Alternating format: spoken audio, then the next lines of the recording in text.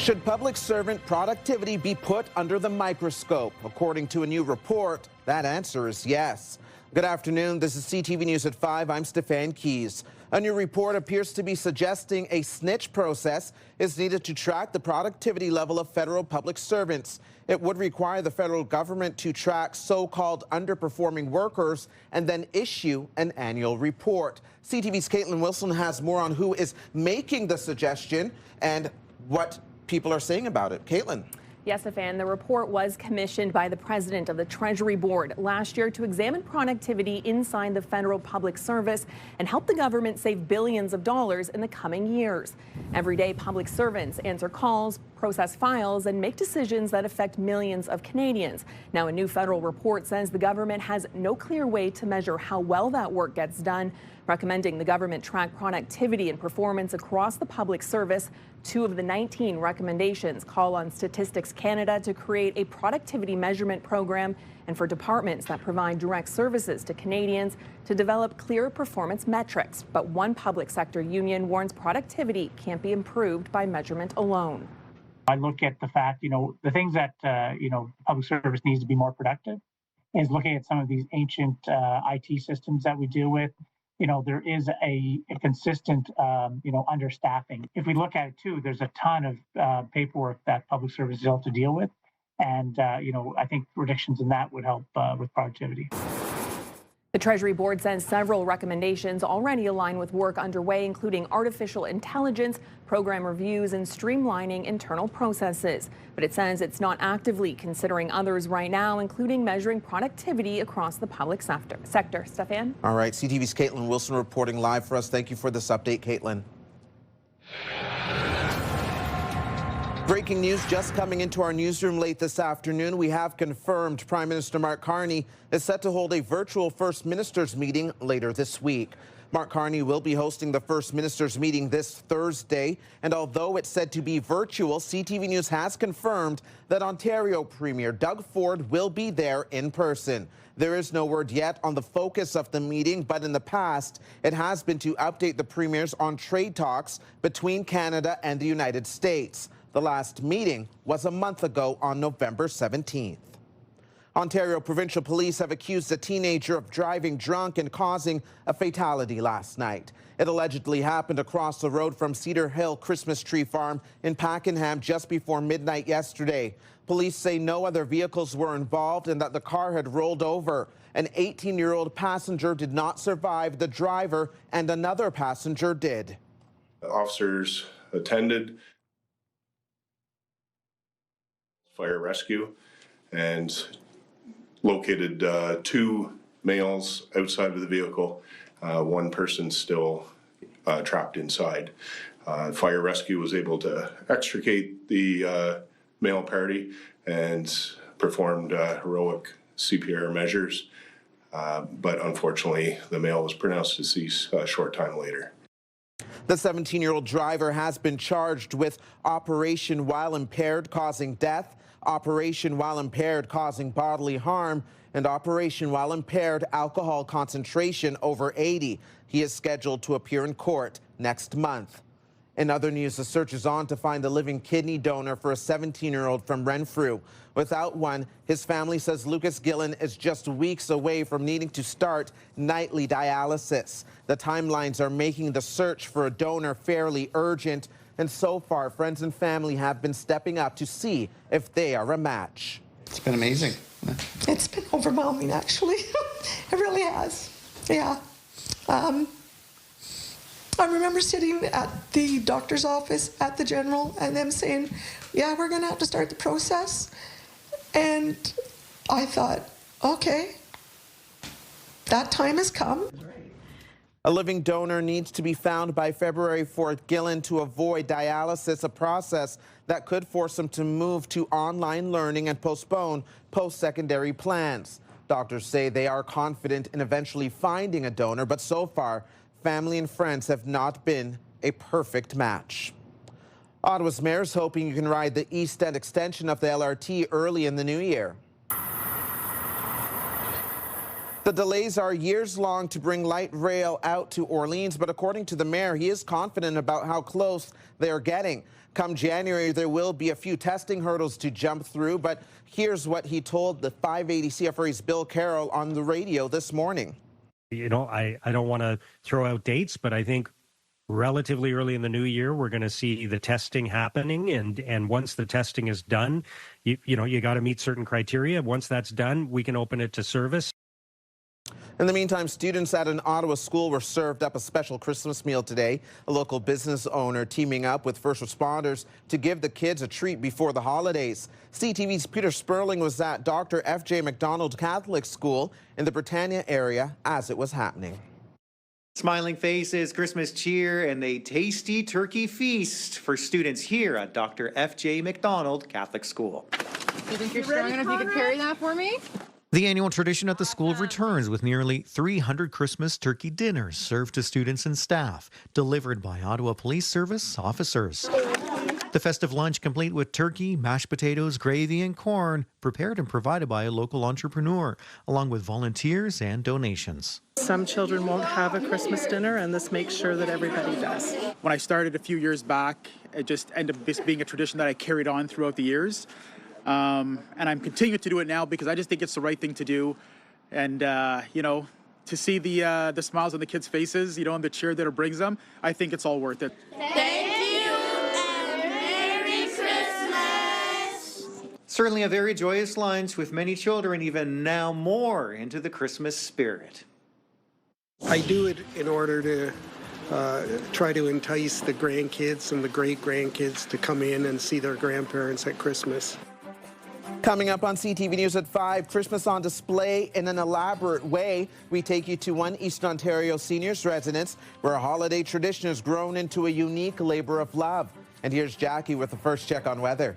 Well, thanks so much, Stefan. It's about -4 in the capital, and today parts of the city saw some light snow. Didn't last long, though. Temperatures are expected to warm up as the weekend rolls on, but with it, the chance of rain and strong winds. Here's a closer look at the system that we are moving through. So by Wednesday, midday, we could see some rain, maybe some freezing rain closer to the Seaway along Hawkesbury. And as we look at temperatures for the overnight lows, things are going to be warming up. Overnight, -2. There is a chance, though, of a risk of freezing rain. Tomorrow's daytime high, we're getting to about 3 degrees with some possible showers during the midday. The wind, though, is the story we want to talk about. We could see wind gusts up to 60 kilometers per hour. The temperatures right now sitting around -3, -4 degrees. We'll have a closer look at your long-term forecast in just a bit and how much wind we can expect and where we can expect this. Stefan. Thank you, Jackie. Here's what you need to know. Ottawa's about to see a big injection of young hockey players in less than 2 weeks. Bell Capital Cup is happening December 27th to December 31st at various venues in the region. It's a time of year where pint-sized players from around the world arrive in Ottawa to share in the love of what many say is Canada's game.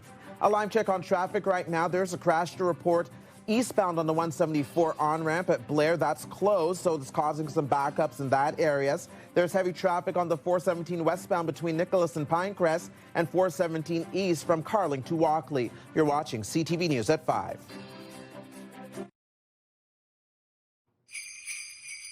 The Bell Media building is lit up bigger and brighter this year thanks to our friends at Christmas Decor from Nutrilon. Taking a closer look at our top story now, radio listeners have been reacting to the suggestion that the output of federal government workers should be tracked and made available in an annual report.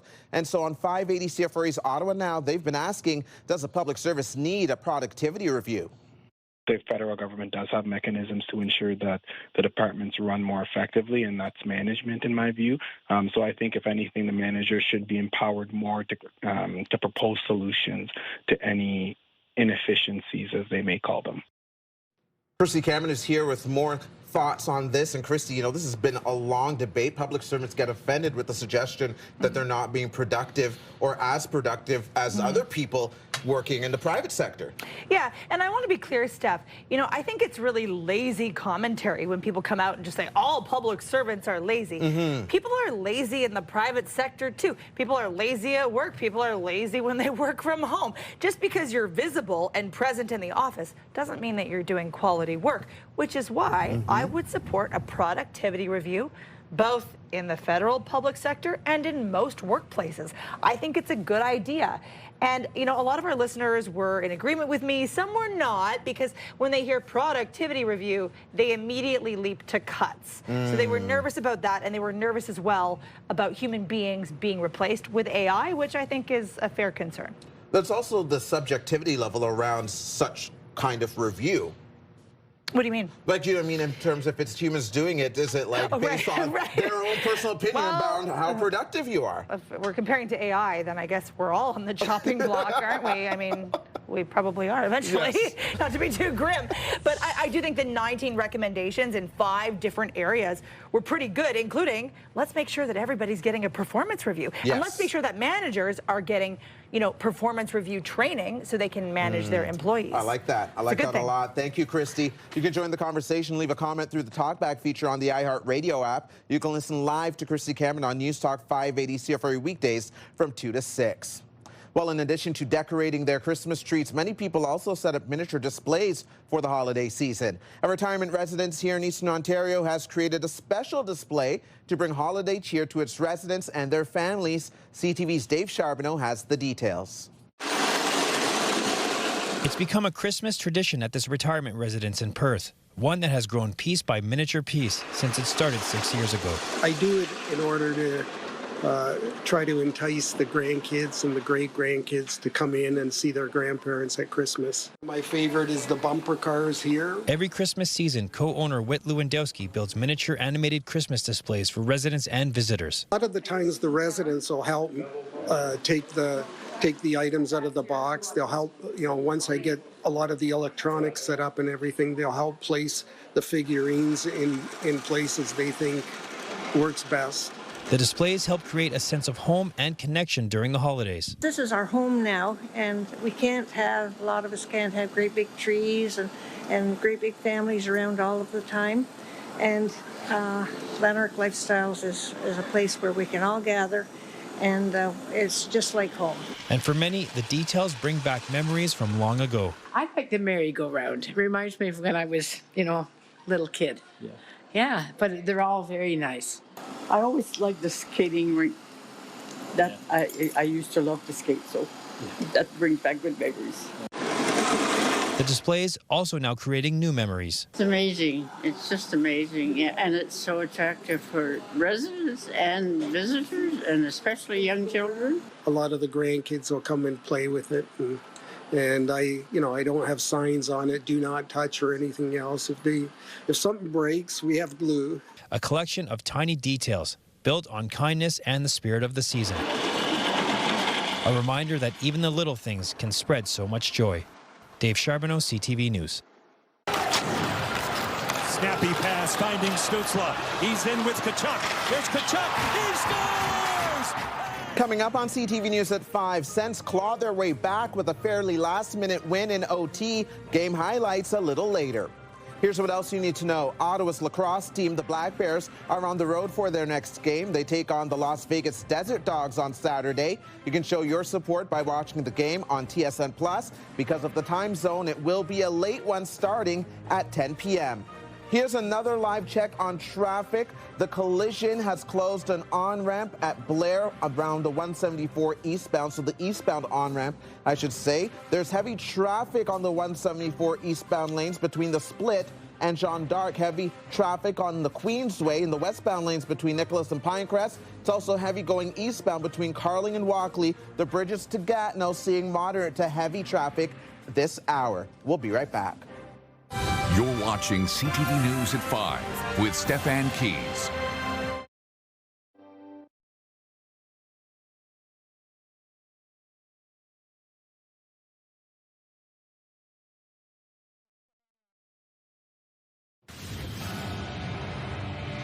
Coming up later tonight on CTV, you can watch E-Talk at 7, The Big Bang Theory at 7:30, MasterChef Canada at 8, then back-to-back episodes of The Traitors Canada. Well, after an early start to the winter season and a stretch of biting cold temperatures, the region's set to experience a mid-December warm-up. CTV's Jackie Perez is back in studio with us tonight for your full look at the forecast. Well, Stefan, it's not officially winter, but the last few weeks we've been gifted with heavy snowfall and below seasonal temperatures. But things are starting to look up when we are with a stretch of warm temperatures, and we will likely see daytime highs above zero this week. But first, here's a live look through our Centennial Glass sky cam. It's -4 degrees out there right now. Parliament Hill dazzling with festive lights, one of several places around the capital region decorated for the holiday season. Now here's a look at what we can expect for tomorrow morning. So mostly cloudy conditions for here in Ottawa as well as along the Seaway, but we can see that there is a little bit of rain, freezing rain, a little bit of light flurries really moving through the region. Here in Eastern Ontario, we'll likely see more rain than the flurries. We are keeping a close eye on this. 30% chance though moving through during the midday. Thursday though, mainly clear skies, but then Friday we are likely to see rainfall, and some parts are projecting up to 20 millimeters of rain. Again, keeping a close eye on this as we head to the end of the week. The good news is though, tonight we are getting to warmer conditions for the overnight lows, about -1 in the midnight hour. There is a chance that there could be some freezing rain, but you will note that as we do get these warmer temperatures, we're going to see wind gusts up to 60 kilometers per hour by the time we get to the late afternoon. 4 degrees is expected to be our daytime high, so a lot warmer than what we have seen the last few days. Very much like the Seaway, where they will see high wind gusts overnight, 40 kilometers per hour, 1 degree the overnight low. Chance of showers and a daytime high about 4 as well. In the valley, we are looking at temperatures sitting around 4 degrees for tomorrow, but there is a chance of rain and snow showers as well. So keeping a close eye on this. For Friday, or I should say for our Wednesday, it is going to be windy. Thursday, 4 degrees is what we're anticipating. And look at that overnight low. Not much of a difference. It's going to maintain to about 4 degrees. Friday, daytime high, 7 degrees, Stefan. But then the overnight low is going to be -11. We're going to get back to a little bit chillier, but quite the reprieve than what we've had these last couple of weeks. Thank you, Jackie. Nice and mild. I'll know and enjoy it, but not good news for getting the canal ready. Here's some of the stories you're checking out right now on ctvnewsottawa.ca. Most of our main top stories are on our homepage, but I also want to remind you that if you go to the top tabs right here, there is a toy mountain tab that you can click on. It's not too late to give if you can. All the details of the drop-off locations are there, or if you want to make a donation online. The wrap-up, the finale of the campaign takes place live on the air on Friday from St. Laurent Shopping Centre. We hope you'll join us then. Coming up on CTV News at 5. Canada needs to be its own best customer. The procurement push to buy Canadian, details of the federal government's plan to use Canadian workers and materials. First on some of the biggest projects coming. Today's cheapest gas price can be found at the Esso on March Road at 114.9 cents for a liter of regular. We'll be right back. Get the latest live local breaking news. Sign up now for our morning and evening CTV News Ottawa newsletter. The best local content from CTV News, Your Morning Ottawa, and News Talk 580 CFRA. Get it all in one place. Sign up now at ctvnewsottawa.ca. The CTV News Ottawa newsletter is brought to you in part by CAA Business.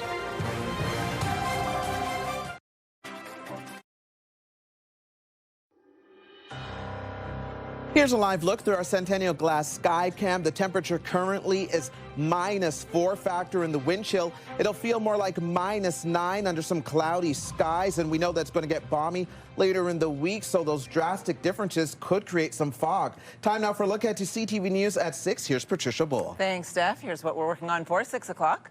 Things that, public service needs to be more productive is looking at some of these ancient IT systems that we deal with.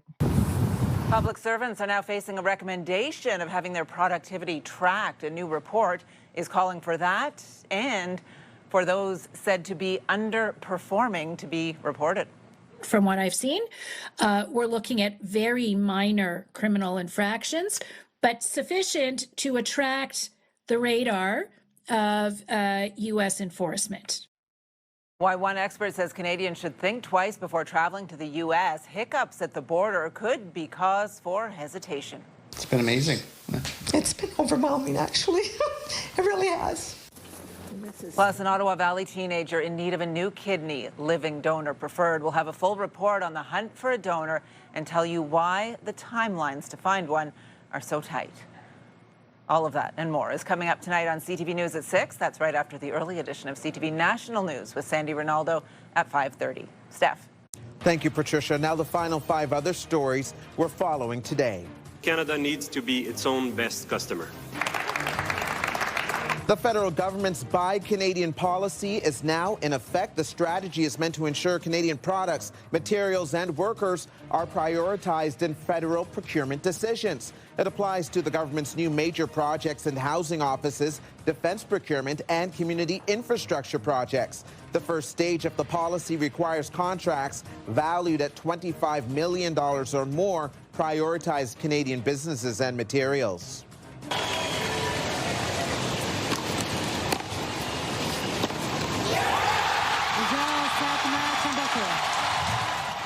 Ontario's Victoria Mboko has been named Newcomer of the Year by the Professional Women's Tennis Tour. The Canadian star raised her ranking from outside the top 300 to inside the top 20 after an impressive 2025 campaign.